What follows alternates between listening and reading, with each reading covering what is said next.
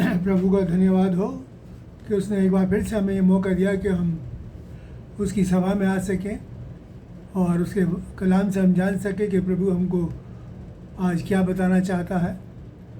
मैं आपके सामने पढ़ूंगा। प्रभु की आज की सभा में आप सबका स्वागत है। मैं पढ़ूंगा आपके सामने यहोशू की किताब, उसका 22वां बाब और उसकी 5वीं आयत। यहोशू 22 और 5।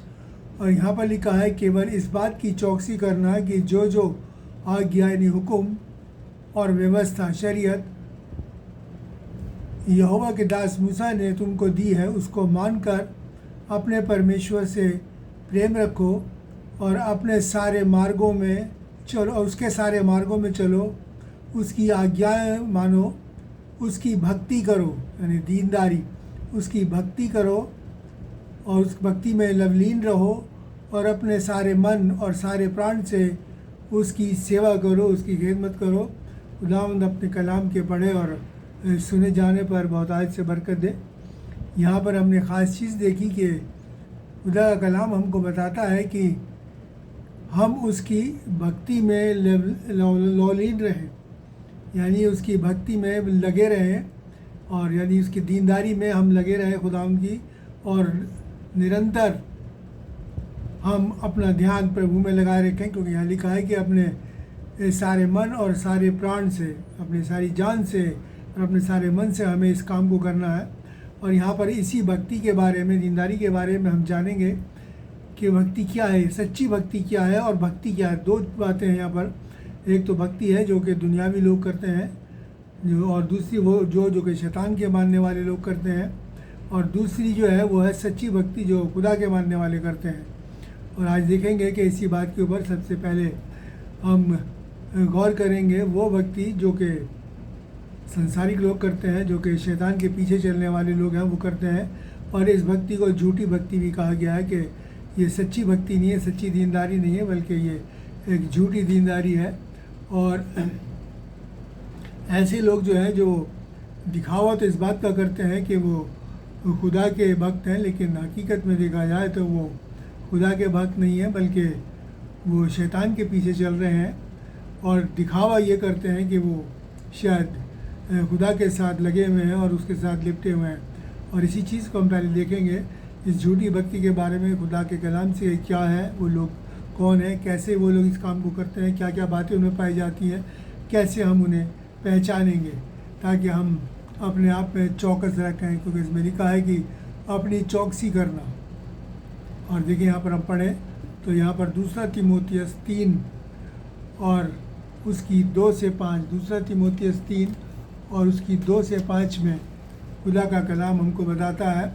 और यहाँ पर लिखा है कि क्योंकि मनुष्य स्वार्थी, लोभी, डींगमार, अभिमानी, घमंडी, निंदक, बुराई करने वाले, माता पिता की आज्ञा टालने वाले, हुक्म को ना मानने वाले, कृतधन, एहसान फरामोश, अपवित्र, दया रहित, क्षमा रहित, दोष लगाने वाले, असंयमी, कठोर और भले के बैरी, भले के दुश्मन, विश्वासघाती, ढीठ, घमंडी और परमेश्वर के नहीं बल्कि सुख विलास के चाहने वाले होंगे। ये वो लोग हैं जो दिखावा इस बात का करते हैं कि वो, और लिखा है कि आगे वे भक्ति का भेष तो धरेंगे, यानी कि वो इस बात को शो ऑफ तो करेंगे वो खुदा की भक्ति कर रहे हैं, लेकिन उसकी शक्ति को यानी कि उसकी ताकत को नहीं मानेंगे, उसकी शक्ति को नहीं मानेंगे। और उसके आगे बड़ी अच्छी बात लिखी कि ऐसों से परे रहना, ऐसों से दूर रहना। और आज ये बात हमें सफाई से बताती है कि आखिर में लोग किस तरीके से काम करेंगे और किस तरीके से वो लोग इस तमाम बुराइयां करते हुए और अपने आप को जो है भक्त, खुदा का भक्त या दीनदार शो करेंगे, लेकिन हकीकत में वो नहीं होंगे। उनके काम जो है वो नहीं होंगे जो खुदा की लोगों के होते हैं, और वो उनके काम जो है वो बुरे हैं। इसलिए वो कहता है कि इन चीज़ों जो है ये चीज़ें उनके अंदर पाई जाएंगी। और क्योंकि और इस चीज़ों से दूर रहना खुदा ने कहा है। हमें दूर रहने की हिदायत क्यों दी गई है? हमें दूर रहने की इसलिए दी गई है। अगर हम पहला कुरिन्थियों उसका 15 और 33 पढ़ें तो वहाँ पर लिखा है कि बुरी संगति अच्छे चरित्र को, करैक्टर को बिगाड़ देती है। तो इसलिए हमें इस किस्म की बुरी संगति से, इस किस्म के काम करने वालों से अलग रहना है। कहीं ऐसा ना हो कि ये नेचर हमारे अंदर भी आ जाए और हमारी जो सच्ची भक्ति है, जो सच्ची दीनदारी है, वो बदल के हम शैतान के पैरोकार हो जाए। इसलिए खुदा हमें फरमाते हैं अपने वचन में कि हमें ऐसे लोगों से फ़र्क लेना है। और देखिए कि क्या क्या वो करते हैं, उनका क्या है। पहला तीमुथियुस उसका 6 और 5, और यहाँ पर देखिए और खुदा अपने कलाम से इस चीज़ को और सफाई से हमको बताता है। पहला तीमुथियुस का 6 और 5 में लिखा है कि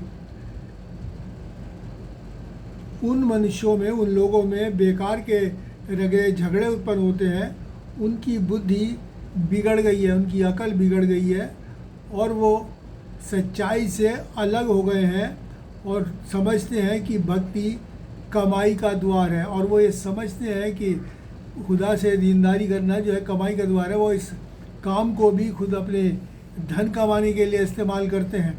उनकी भक्ति जो है वो धन दौलत है, उनकी भक्ति खुदा नहीं है, उनकी भक्ति ईश्वर नहीं है, उनकी भक्ति प्रभु नहीं है, उनकी भक्ति में प्रभु नहीं पाए जाते, उनकी भक्ति में बुराई ये पाई जाती है। वो आडम्बर करते हैं, वो हिपोक्रेट्स हैं और हर किस्म का दिखावा उनकी जो उसमें पाया जाता है। वो नए नए तरीके अपनाते हैं जो सीधे लोग हैं उनको वर्गलाने के लिए, उनको बहकाने के लिए, ताकि उनको सच्चाई के रास्ते से हटा सकें। और शैतान का यही काम है, वो यही करता आया है कि इंसान को सच्चाई के रास्ते से हटाता चला है। और मेरे और आपको इसके लिए चौकस रहना है। इसीलिए पहले सबसे शुरू में ये लिखा है कि चौकस रहो, होशियार रहो कि ये सब बातें, इन सब बातों के ज़रिए से शैतान जो है हमको बहकाने न पाए। और देखिए क्या कहता है, अगर हम रोमियो उसका 16 और 18 पढ़ें तो वहाँ पर इस चीज़ को और अच्छे तरीके से खुल के बताया गया है। रोमियो 16 और 18 में लिखा है कि ऐसे लोग हमारे प्रभु मसीह की नहीं परंतु अपने पेट की सेवा करते हैं, खिदमत करते हैं और चिकनी चुपड़ी बातों से सीधे साधे मन के लोगों को बहका देते हैं।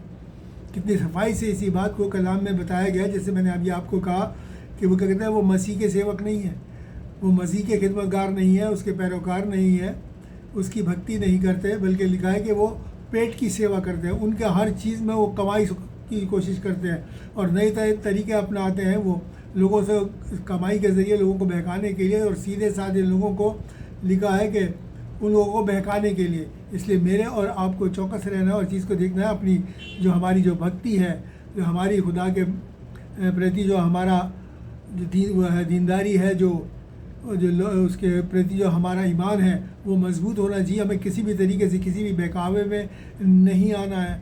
ऐसे लोगों के जो पेट की सेवा करते हैं, जिनका काम ही लोगों को ठगना, लूटना और सिर्फ खुदा का नाम लेके वो लोगों को लूटते हैं।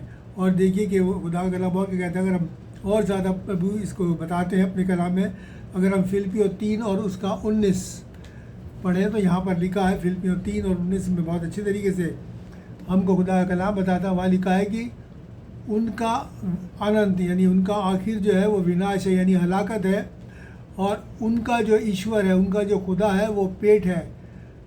उनका जो खुदा है वो पेट है, वो सिर्फ पेट की सेवा करते हैं। और उन्हें दुनिया से कोई रूह बर्बाद हो रही है या कोई इंसान बर्बाद हो रहा है, सच्चाई के रास्ते से भटक रहा है, उससे ऐसे कोई मतलब नहीं। उनका काम है सिर्फ जैसे भी हो पैसे को बटोरना, पैसे को लोगों से ठगना और लूटना। क्योंकि और खुदा ने इसीलिए हमको कहा है कि तुम 2 स्वामी की सेवा नहीं कर सकते, यानी कि तुम खुदा और पैसे, धन दौलत की दोनों में से दोनों की सेवा नहीं कर सकते, दोनों की खिदमत नहीं कर सकते। हमें एक को चुनना है। तो इसलिए हम लोगों को ऐसे लोगों से, मेरे और आपको हर हाल में अलग रहना है, हर हाल में अलग रहना है। किसी भी तरीके से हमें इनके बहकावे में नहीं आना है और अपनी जो सच्ची दीनदारी और सच्ची जो हमारी भक्ति है उसमें लगे रहना है।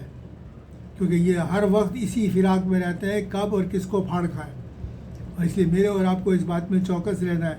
और देखिए कि खुदा का कलाम और क्यों और हम इस रुपए और पैसे के लालच में हम क्यों नहीं पढ़ें। खुदा का कलाम बड़ी सफाई से बताया। अगर पहला तीमुथियुस 6 और उसका 7 पढ़ें तो वहाँ पर लिखा है, ना हम इस दुनिया में कुछ लाए हैं और ना कुछ लेके जा सकते हैं, तो फिर हम इस रुपया पैसा और इसका धन दौलत का एक बड़ा ज़ख़ीरा जमा करके, एक भंडार जमा करके हम क्या हासिल कर सकते हैं? कुछ नहीं, क्योंकि हमारे साथ ये कुछ नहीं जाने वाला।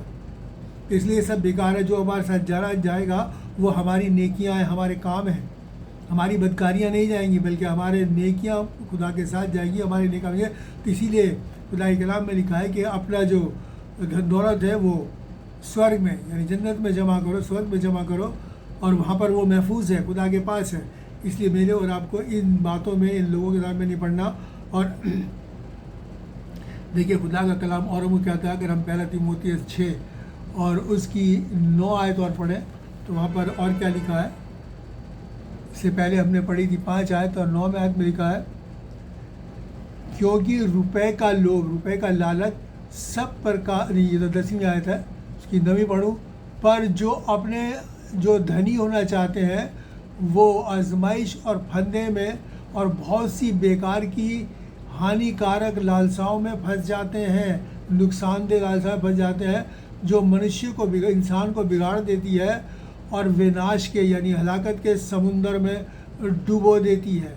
और आज के 10वीं आयत में पढ़ने वाली कहा है कि रुपए का लालच सब प्रकार की बुराई का जड़ है, हर तरह की बुराई का जड़ है, बुराई की जड़ है। तो इसलिए मेरे और आपको इसको अपने अंदर पनपने नहीं देना किसी भी तरीके से, किसी भी तरीके से ये बुराई मेरे और आपके अंदर पनपने ना पाए। इसलिए बार बार खुदा के कलाम में ये हिदायतें मेरे और आपको इसीलिए दी गई हैं कि हम लोग चौकस रहें, क्योंकि अगर हम चौकस नहीं रहेंगे तो ये सोच लीजिए कि ऐसी जो शैतानियत की जो भक्ति है वो मौत को दावत देना है। इसमें लिखा है कि वो उनको किसमें, हलाकत के समुंदर में डुबो देती है, विनाश के समुंदर में डुबो देती हैं, यानी कि फिर उससे बाहर निकलने की कोई गुंजाइश नहीं है। इसलिए मेरे और आपको चौकस रहना है और अपनी जो भक्ति है, जो दीनदारी जो हमारी खुदा के प्रति है, हमें उसमें बने रहना है। और खुदा का कलाम बताता है अच्छी तरीके से ऐसे लोगों की पहचान कैसी होती है, उनके कामों से। उनको तुम अपने कामों से पहचान लोगे। खुदा का कलाम हमें इस तरीके से बहुत अच्छी तरीके से बताता है। और उन्होंने कहा क्योंकि पेड़ जो है अपने फल से पहचाना जाता है, इसी तरीके से ये लोग भी, इन लोगों का फल जो है बुराई है, ये कभी भी भलाई कर ही नहीं सकते। तो इसलिए हम इनके कामों से हम पहचान लें कैसे। और देखिए तीतुस की पत्री और उसका 1 और 16 में क्या लिखा है कि वो लोग कहते तो हैं कि हम परमेश्वर को यानी खुदा को जानते हैं, पर अपने कामों से उसका इनकार करते हैं। वो कहते हैं, जैसे मैंने कहा ना, हिपोक्रेट्स हैं, वो भक्ति शो तो करते हैं कि वो खुदा की भक्ति कर रहे हैं, खुदा से लिपटे हुए, लेकिन हकीकत में क्या लिखा है, वो उसका इनकार करते हैं, क्योंकि वो घृणित और आज्ञा ना मानने वाले, क्योंकि वो नफ़रत के लायक हैं और हुक्म ना मानने वाले हैं और किसी अच्छे काम के लायक नहीं हैं, क्योंकि उनमें बुराई बुराई बुराई और बुराई ही पाई जाती है। इसलिए ऐसे लोग अपने कामों से पहचाने जाएंगे। और मेरे और आपको उनके कामों को देख के अपने आप को अलग करना है, क्योंकि खुदा के काम जो है वो भलाई के, नेकी के, दया के, करुणा के हैं, क्षमा के हैं, माफ़ी के हैं। और उसके और शैतान इनके काम जो है, जैसे कि अभी हमने पढ़ा तीमुथियुस की पत्री में, हर किस्म की बुराई जो उन्हें पाई जाती है। इसलिए मेरे और आपको इन बातों से होशियार रहना है और अपने आप को ऐसी बुराइयों से हमेशा अलग रखना है। दूसरी जो मैंने आपको बताया था कि जो भक्ति, जो दीनदारी है, वो अगर हमसे कि वर्शिप भी कह सकते हैं, वो ये है कि जो लोग खुदा की भक्ति करते हैं। तो इस चीज़ के बारे में देखिए, अभी हमने यहोशू की किताब में से पढ़ा, मैं एक बार से फिर से पढ़ दूँ, यहोशू 22 और 5, और यहाँ पर क्या लिखा है, सिर्फ इस बात की चौकसी करना कि जो हुक्म और शरीयत परमेश्वर ने अपने दास मूसा को दी है, उसको मानकर अपने परमेश्वर, अपने खुदा से प्रेम करो। यानी हम अगर उसे मानते हैं तो हकीकत में हम खुदा से प्रेम करते हैं। हमारा खुदा से प्रेम इसी बात से जाना जाता है कि हम उसकी हुक्मों को मानते हैं, और नहीं मानते तो इसका मतलब हम उसका प्रेम नहीं है।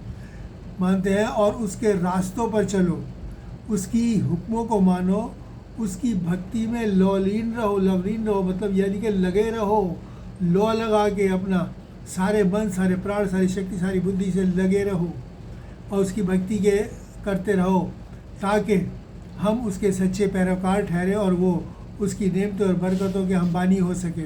और ये खुदा के वो लोग हैं जो हकीकत में खुदा की भक्ति करते हैं। इसलिए हमें चौकस रहना है। परमेश्वर जो है हमसे प्रेम करता है और इसीलिए उसने ये कलाम मेरे और आपको दिया है। और यही उसका प्रेम हमें जाहिर होता है कि उसने हमें बचाया अपने बेटे को भेज के, और हमें भी अपना प्रेम जाहिर करना है उसके हुक्मों को मान के, उसके रास्तों पर चल के, उस रास्तबाजी के द्वारा अपने सारे मन, सारे प्राण और सारी ताकत से हमें उससे लिपटे रहना है। और देखिए कि प्रेरितों के काम उसका 12 और 5 एक्ट्स 12 और 5 में लिखा है कि वहाँ पर जिक्र है कि कलीसिया, पतरस जेल में था और लिखा है कि वह कलीसिया लौ लगाकर दुआ कर रही थी। पतरस जेल में था, खुदा का चेला, और लिखा है कलीसिया लौ लगाकर दुआ कर रही थी। और उस लवलीन रहने में, उस लौ लगाए रहने में का असर क्या हुआ कि खुदा ने अपने फरिश्तों को भेजा, पतरस की बेड़ियाँ खुल गई और एक मौजज़ा हुआ, एक आश्चर्य कर्म हुआ। और उस मौजज़ा क्या हुआ कि पतरस जो है वहाँ से रिहा किया गया, उस फरिश्ते के द्वारा खुदा ने भेजा। तो इसलिए हमारी जो लौ है परमेश्वर से लगी रहनी चाहिए, खुदा से लगी रहनी चाहिए। और तभी जब हमारी लौ से लगेगी तो हमारी ज़िंदगियों से भी खुदा मौजज़े कराएगा, आश्चर्य कर्म कराएगा। क्योंकि प्रभु यीशु मसीह ने क्या कहा है कि जो काम मैं करता हूँ वो नहीं, बल्कि तुम इनसे भी बड़े बड़े काम करोगे। तो खुदा कभी झूठ नहीं बोलता, लेकिन ये है कि हमारी लौ उससे लगी रहनी चाहिए। हमारा का पूरा ध्यान अपने सारे मन, सारे प्राण, सारी बुद्धि से उससे हमें लिपटे रहना है हर हालत में। तभी हमारी दुआएं सुनी जाएंगी, हमारी प्रार्थनाएं सुनी जाएंगी और हमारे ज़िंदगी में जो है वो मौजज़े होंगे। और देखिए खुदा का कलाम हमको किस तरीके से बताता है कि हमें और किस तरीके से क्या करता है और किस तरीके से प्रभु का साथ हमको मिलता है। अगर हम सचमुच में उससे लौ लगाए हैं तो यहोशू की किताब उसका 12 और 1 से 7 पढ़ें। यहोशू 12 और 1 से 7।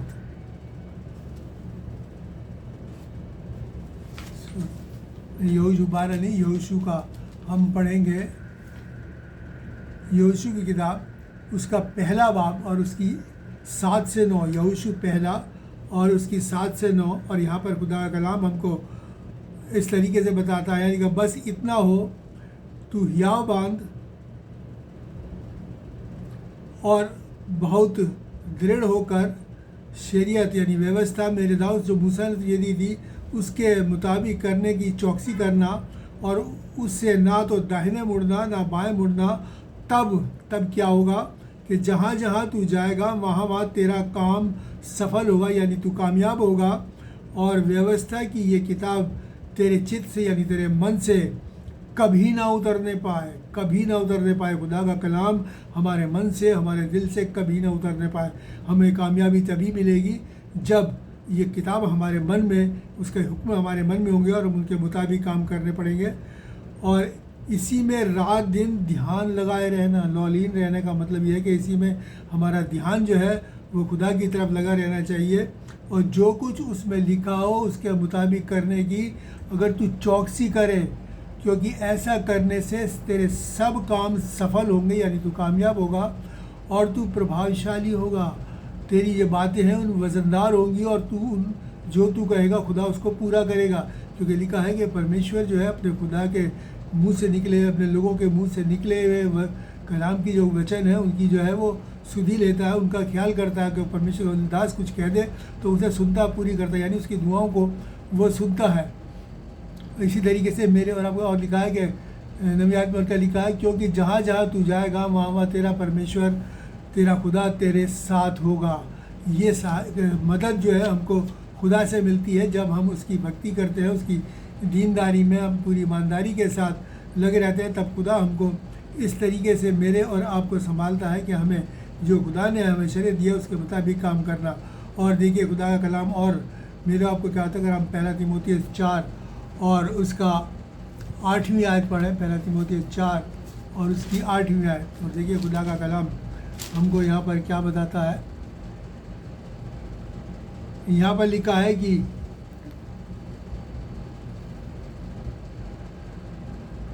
देह की साधना से कम लाभ होता है, पर भक्ति यानी दीनदारी सब बातों के लिए फ़ायदेमंद है, लाभदायक है। क्योंकि इस समय और आने वाले जीवन की प्रतिज्ञा जो प्रॉमिस है वो इसी के लिए है। यानी कि हमारे को जो है क्या करना है कि उसमें लिखा है कि बहुत से लोग अपने देह की साधना करते हैं, यानी कि अपने जिस्म को तंदुरुस्त बनाने की कोशिश करते हैं। हमें बनाना चाहिए, लेकिन सिर्फ यही नहीं, बहुत से लोग क्या करते हैं खुदा को पाने के लिए कांटों पे लेट जाएंगे, एक पाँव पे खड़े हो जाएंगे और न जाने क्या क्या करते हैं, पहाड़ों पे चले जाएंगे, बर्फ़ में चले जाएंगे। लेकिन खुदा इन बातों को नहीं चाहता। वो कहता है कि इन चीज़ों से देह की साधना से, इससे उससे तुम्हें कोई लाभ नहीं होगा। बहुत लोग जिम में भी जाते हैं, लेकिन वो कहता है इससे लाभ नहीं होगा। लेकिन मेरे और आपको क्या करना है कि अपनी आत्मा से, अपनी रूह से देह के कामों को कंट्रोल करना है। और रोमियो 8 और 13 इसी बात को बताता है। वहाँ पर लिखा है कि तुम शरीर के अनुसार यानी जिस्म के अनुसार दिन काटोगे तो मरोगे, आत्मा से यानी रूह से देह की क्रियाओं को मारोगे तो जिंदा रहोगे। यानी कि हमें अपनी रूह जो खुदा ने हमको दी है उससे अपने जिस्म को कंट्रोल करना है कि वो बुराई की तरफ ना जाए। ये है सच्ची साधना, ये है सच्ची भक्ति, ये है सच्ची दीनदारी जो हमारी खुदा के प्रति होनी चाहिए कि हमें अपनी जो आत्मा खुदा ने हमको दी है, जो रूह हमको दी है, उससे अपने जिस्म की तमाम कामों को कंट्रोल में रखना है ताकि वो बुराई की तरफ ना जाए और किसी भी तरीके से हमें शैतान जो है वो वरगलाने ना पाए और हमको भलाई से बुराई को जीतना है। इसलिए मेरे और आपको इस बात का ध्यान रखना है कि हमें अपने जिस्म के कामों से नहीं, क्योंकि हम जानते हैं खुदा का कलाम बताता है कि जिस्म के काम तो बुरे हैं।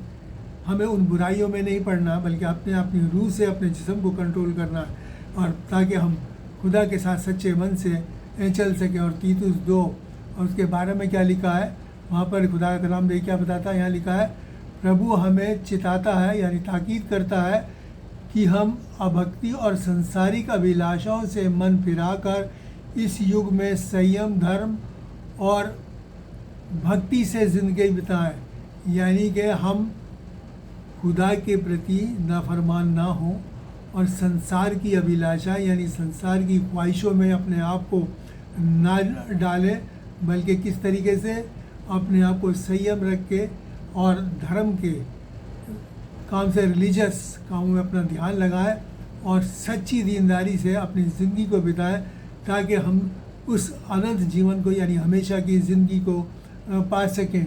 और ये हमारे ज़िंदगी से कैसे जाहिर होगा कि हम सच में परमेश्वर के सच्चे दीनदार हैं, सच्चे भक्त हैं। इस बात को भी देखें। यहाँ पर सबसे पहली चीज़ तो है कि हमारी देह जो है खुदा ने दी है, हमें इससे जाहिर होना चाहिए कि किस तरीके से हम जो है खुदा के सच्चे भक्त हैं। जैसे कि बुरे लोगों के उनके काम बताते हैं, तो इसलिए जो खुदा के लोग हैं उनके भी काम बताएंगे कि वो सचमुच में खुदा के लोग हैं कि नहीं है। और यहाँ पर क्या लिखा है, 1 कुरिन्थियों 6 और उसके 20 में खुदा का कलाम बताता है कि तुम दाम लेकर मोल लिए गए हो, इसलिए अपनी देह के द्वारा खुदा की महिमा करो, उसको जलाल दो। तुम दाम दे के, खुदा यीशु मसीह ने अपना लहू बहा के हमारा दाम, हमारे गुनाहों का दाम चुका दिया, हमको खरीद लिया, ताकि अब मेरे और आपको चाहिए कि हम जो है अपने इस जिस्म के द्वारा खुदा को महिमा दें। शैतान और उसके कामों करके उस शैतान को नहीं, बल्कि खुदा को महिमा दें, खुदा को जलाल दें। खुदा का जलाल हमसे जाहिर होना चाहिए और इसके लिए मेरे और आपको हमें ये काम करना है, बुराई से अपने आप को दूर रखना है। दूसरी चीज़ ये है कि हमें अपनी संपत्ति यानी धन दौलत के ज़रिए भी खुदा को जलाल देना, महिमा देनी। अगर हम नीति वचन प्रोवर्ब उसका 3 और 9 पढ़ें तो यहाँ पर लिखा है कि अपनी संपत्ति के ज़रिए और अपनी भूमि की पहली उपज देकर परमेश्वर की महिमा करो।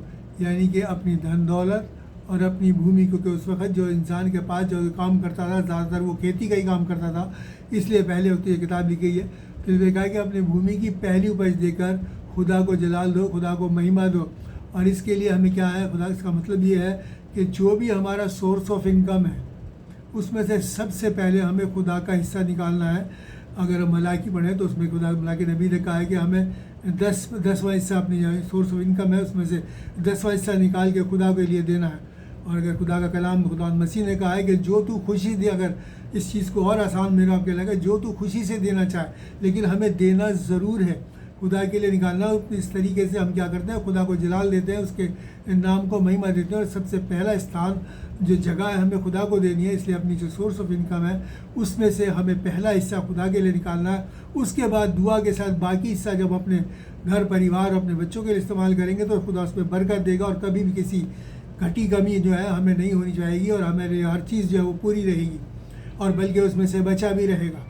और देखिए तीसरी बात जो यहाँ पर खुदा का कलाम मेरे को बताता है कि हमारा चाल चलन और स्वभाव हमारा बिहेवियर जो है वो मसीह के मुताबिक होना चाहिए। हमारा चाल चलन बिहेवियर है मसीह के मुताबिक होना चाहिए। और इसी तरीके से फिलिपियों 2 और 5 में खुदा का कलाम मेरे और आपको बताता है, जैसे मसीह का स्वभाव यानी नेचर था वैसा ही तुम्हारा भी स्वभाव हो। जैसा मसीह का स्वभाव था, मसीह का नेचर था, वैसा ही तुम्हारा भी हो। और यही है मेरे और आपका चाल चलन जाहिर करना। और मसीह का चाल चलन कैसा था, वो कैसा था, अगर हम जो आगे कलाम में पढ़ें तो वहाँ पर लिखा है कि किस तरीके से मेरी और आपकी ज़िंदगी में उस मसीह के चाल चलन को अपनाना है, मसीह का चाल चलन होना चाहिए। कैसे पता चलेगा? अगर हम रोमियो 12 और 9 पढ़ें, 9 से 14, मैं आपके सामने पढ़ूँ रोमियो 12 और 9 से 14, और वहाँ पर खुदा का कलाम यहाँ पर हमको बताता है कि प्रेम निष्कपट हो, यानी किसी में छल नहीं होना चाहिए, किसी से धोखाधड़ी नहीं होनी चाहिए, बुराई से नफरत करो, भलाई में लगे रहो, भाईचारे के प्रेम में एक दूसरे से मोहब्बत करो, आपस में आदर करने में एक दूसरे से बढ़ चलो, एक दूसरे को इज्जत देने में एक दूसरे आगे बढ़ चलो, कभी भी प्रियतन में आलसी ना हो, आत्मिक उन्माद से भरे रहो, यानी आत्मिक जोश से भरे रहो, प्रभु की सेवा करते रहो, खुदा की खिदमत करते रहो। और आगे क्या लिखा है? आशा में आनंदित रहो, कलेश में स्थिर रहो, प्रार्थना में हमेशा लगे रहो, पवित्र लोगों को जो कुछ भी आवश्यक है उसकी सहायता करो, पर भाई यानी मेहमान नवाजी करो। ये हमारे और आपको करना है। ये खुदा के लोगों की जहाँ क्वालिटीज़ दी गई हैं वहाँ पर ये बताया गया है कि जो खुदा का दास है उसको मेहमान नवाज होना चाहिए। तो ये भी एक खुदा के लोगों की क्वालिटी है। इसी चीज़ से हम जाहिर होता है कि हम उसके सच्चे पैरवार हैं। मसीह का स्वभाव हमारे अंदर है, इसीलिए उसने एक जगह 5,000 को 1,000 7,000 को खाना खिलाया। और लिखा है आगे 14वीं आयत में लिखा है, वहाँ लिखा है अपने सताने वालों को आप बरकत दो, यानी कि हमें अपनी जो हमें दुख भी अगर कोई हमें दे रहा है तो हमें उससे बुरा नहीं कहना, उसे श्राप नहीं देना, बल्कि उसे क्या करना है, उसे बरकत देनी, उसे आशीष दो और उसे श्राप ना दो। किसी भी तरीके से हम उसे लानत ना भेजें, बल्कि उसके लिए दुआ करें, उसे बरकत दें। हो सकता है कि हमारी भी बरकत के द्वारा उसकी ज़िंदगी बदल जाए और वो भी खुदा की नज़दीकी में आ जाए। और मेरे और आपको इस तरीके की ज़िंदगी जो है, खुदा का स्वभाव जो मेरे अंदर इस तरीके से बना रहना चाहिए, ताकि अगर ये चीज़ें मेरे और आपके अंदर हैं तो हकीकत में हम उसके सच्चे पैरकार हैं, उसके सच्चे जो हैं दीनदार हैं। और दूसरी चीज़ ये है कि जो चौथी चीज़ जो मेरे और आपके अंदर पाई जानी चाहिए वो ये है कि हमें अपनी आत्मा और रूह से भी ये जाहिर करना है कि हमें उसको नाम को जलाल देना है कि हम उसके सच्चे भक्त हैं और उसके सच्चे दीन। अगर हम देखें किस तरीके से हम अपनी रूह से जाहिर करेंगे, हम पढ़ें यूहन्ना उसका 4 और 23 और 24, यूहन्ना 4 और उसका 23 और 24। और यहाँ पर खुदा का कलाम हमें बताता है, यहाँ पर लिखा है कि वो समय आता है और अब भी है जिसमें खुदा के सच्चे जो पैरोकार हैं पिता की जो इबादत है आत्मा और सच्चाई से करेंगे, यानी किस तरीके से रूह और राजगी के साथ करेंगे, क्योंकि पिता अपने लिए ऐसे ही आराधकों को ढूंढता है, ऐसे ही दुआ करने वालों को, आराधना करने वालों को, ऐसे ही राजबागों को ढूंढता है। 24वीं बात में कहता है कि परमेश्वर आत्मा है, यानी परमेश्वर रूह है, खुदा रूह है, और ये ज़रूरी है कि उसकी आराधना करने वाले आत्मा और सच्चाई से उसकी आराधना करें, यानी कि उसकी इबादत करने वाले रूह और रास्ती के साथ उसकी इबादत करें। और इस तरीके की इबादत से खुदा खुश होता है। और ये हमारी ज़िंदगी गुजारनी चाहिए। हमारी जो खुदा की जो भक्ति है, खुदा की जो पैरोकार वो दीनदारी है, वो कोई ज़ुबानी जमा खर्च नहीं, सिर्फ मुँह से कहते रहे, लेकिन हमारे मन उससे दूर नहीं। हमारे मन से होना चाहिए, हमारी रूह से, हमारी आत्मा से, हमारे जिस्म से, हर चीज़ से जो कुछ मुझ में है उससे हमें इसको जाहिर करना है। इसीलिए दाऊद भजन संहिता जो है साम 103 में क्या कहते हैं कि जो कुछ मुझ में है वो सब खुदा को मुबारक कहे, मुबारक धन्य कहे। जो कुछ मुझ में मतलब अपने सारे वजूद से वो उसे धन्यवाद कहना चाहता है, वो उसे धन्य कहना चाहता है, उसे मुबारक कहना चाहता है। और यही हमारी सच्ची भक्ति है, सच्ची खुदा के प्रति आस्था है। और अगर हम देखेंगे उसको सच्चाई को किस तरीके से, एक बार फिर से लूका में देखेंगे, लूका 10 और उसके 27 में खुदा का कलाम बड़ी इसलिए बताएंगे किस तरीके से हमें करना है। यहाँ पर बच्चा लिखा है लूका 10 और उसकी 27, और यहाँ पर लिखा है कि तू तू प्रभु यानी परमेश्वर अपने परमेश्वर खुदा से अपने सारे मन, अपने सारे प्राण यानी रूह से,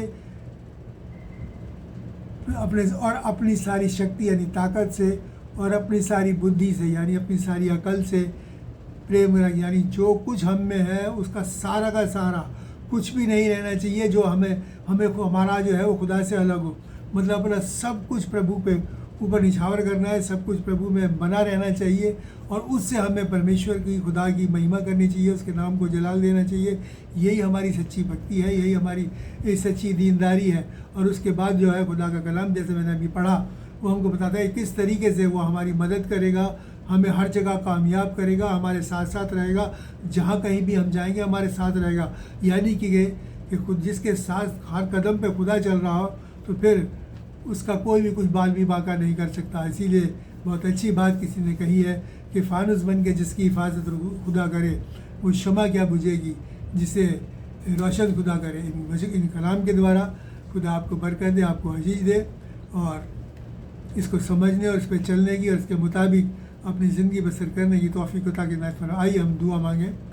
हे महान और दयालु परमेश्वर, तेरा शुक्र करते हैं, तेरी तारीफ़ करते हैं और तेरे नाम को जलाल देते हैं, और तुझसे निवेदन करते हैं, तुझसे रिक्वेस्ट करते हैं प्रभु कि तू इस वचन को समझने के लिए हम अकल और समझ दे, ताकि पूरी दीनदारी के साथ हम तेरी भक्ति कर सकें, तेरी सेवा कर सकें, और इस वचन के मुताबिक अपनी ज़िंदगी को बसर कर सकें, तेरी कलाम के मुताबिक अपनी ज़िंदगी को बिता कर एक सच्चे भक्त बन सके। पिता परमेश्वर, इसके लिए हमारी मदद कर।